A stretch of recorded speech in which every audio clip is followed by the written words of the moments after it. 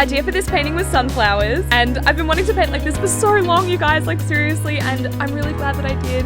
The response to this painting has just been insane. For me, she's all about embracing rest and remembering who you are, and I'm just obsessed with how she turned out.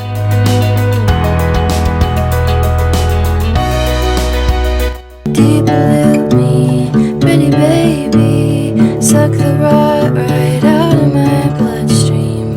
Oh, dilute me, gentle angel, water down what I called being grateful. Oh, you kissed me, just to kiss me, not to take me home. Has to be the most challenging painting I've ever worked on. The entire background is solid 24 karat gold leaf. I was going through an absolute roller coaster of emotions while I was painting this piece, and I totally think she was worth all the ups and downs. This is the finished piece. I hope you adore her as much as I do. This is probably the best painting that I've ever done, and it's dedicated to you and me and the whole year that has been 2020. I wanted this painting to totally have like a new beginnings kind of vibe, boldness, fun, expression, and like really just vibrant. This painting just came about so effortlessly. Like even looking at her just like makes me feel so good. Like, I don't know, there's something about her. She's just got such a great energy.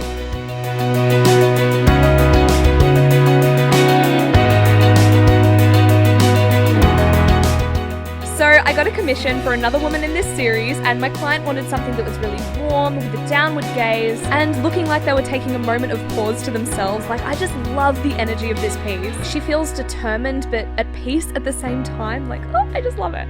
Today I'm going to be answering some of your most frequently asked questions while I work on this brand new oil painting. How do you find your audience as an artist? Okay, I know you hear this all the time, but the genuine honest answer is to literally just be yourself. Be really honest and open and share your experiences, help other people. That is so incredible. Showing up consistently for your community is a very welcomed thing. Put a lot of effort into the content that you're sharing with the world. Like, have it be something that's worthy of their attention. Like, our attention really does matter, and put something out there that you're proud of. How do you improve your skills? By creating lots and lots of bad paintings. Like, that is just the no BS answer. You have to fail a lot. But that's totally fine. Treat everything as a learning experience. Like, if you're not comfortable painting with gouache or oil, give it a go. Like, become a student again. Expose yourself to new materials, subject matter, even new artists that could inspire you. But the best answer to that question will always be to just paint a lot.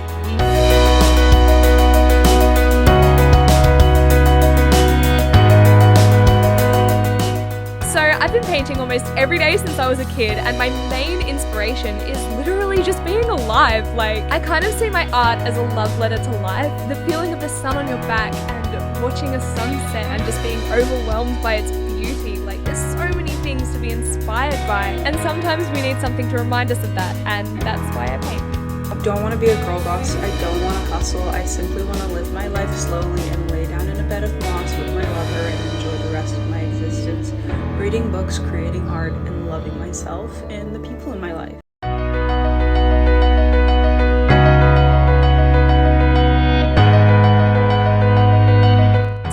Sharing with you more tips on how to make a living from your artwork. Let's start with what you're offering. Of course, have a dedicated space where collectors can come to purchase, and think bigger than DM to purchase or email for inquiries. Make it as easy as possible for someone to come and collect your work, so have a clear listing and make sure that they can see your prices. Depending on your needs and where you're at, I recommend Squarespace, Etsy, and Shopify. Have your listings convey an emotion, your brand, and your artistic vision. For example, this is what I have listed on my print page. Be inspired every day to celebrate life, follow your bliss, and chase the deepest desires of your heart. Each fine art purchase offers a unique, lasting experience. This is our promise to you. Simplify your pricing to hit 3 different tiers: low, medium, and high. Fine art prints, for example, could hit all 3 of those tiers. But offering products that are a little bit more affordable helps to welcome someone into your collector base. Get really clear on your artistic vision and what it is that you have to offer to the world. Think about how your work creates a beautiful impact on another human being. What emotions are conjured up when someone looks at your pieces? Does it inspire them? How? Why? Understanding this is one of the most important things, because we don't want everyone to love our artwork, but we want the right person to love it. We want the right person to be connected to it. When you've got your business person hat on, try to focus your efforts towards learning how to market your work, not necessarily just being the business person. Take, for example, the content that you're creating, which I hope you're doing, by the way, you better be doing that. But create content and then find out what sort of pieces work best for your audience. What do people love to see from you the most? That way you can become a little bit more intentional, and your audience can start to expect a certain sort of content from you. Share the process of how you create your artwork. Letting people watch your artistic process unfold is such an incredible thing. Be really authentic and share your perspective with others. Be enthusiastic and share what inspires you, and bring your artwork to the world with that exact same excitement and joy. I'm sure you hear this all the time, but focus on community. Community building is so important. It's ridiculously important because without your community, you don't get to do this in the first place. So be humble and share that gratitude, but always find a way to infuse your videos, photography, captions, and offerings with value. Day in my life as a full-time artist. Today started off by unboxing our brand new metal prints, which will be available at the end of July. Then I cleaned off my painting palette to make room to work with these brand new Old Holland oil paints, and the consistency was just so incredible. Once my palette was laid down, I started working on the first layer of oil paint on my latest piece. Then I did an alla prima sketch on this gesso board, and honestly I'm super proud of the results. To finish off my painting day, I primed this canvas with acrylic and coloured gesso, which creates a lot of variation for me to pull from as I finish the piece.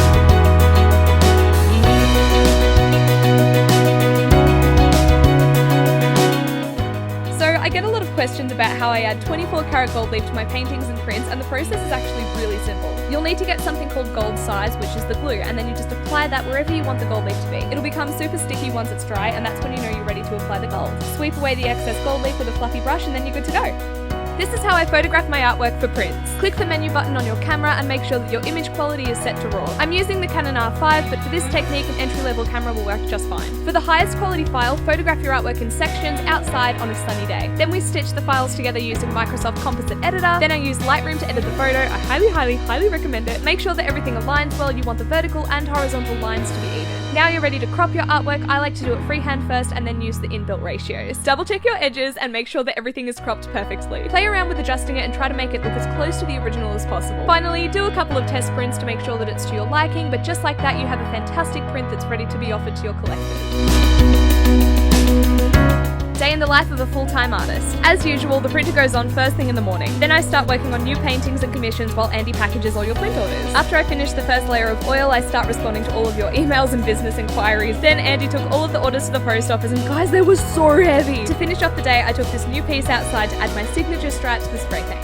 This is a quick tutorial on how I paint an eye. To start off, I'm laying down some colour so I'm not just working on the blank canvas. Then I'm blocking in the form with the semi-transparent midtone and stacking some more vibrant, pinky, orangey colours on top of that. As you can see, I'm using a lot of different colours. There's a bunch of variation. A great tip is to stack brush strokes instead of blending and working from really large brushes to small ones. And then for the eyelashes, I'm working in a lot of different directions and paying very close attention to my reference photo. Adding some little abstract details because I simply can't help myself, and that's the finished piece.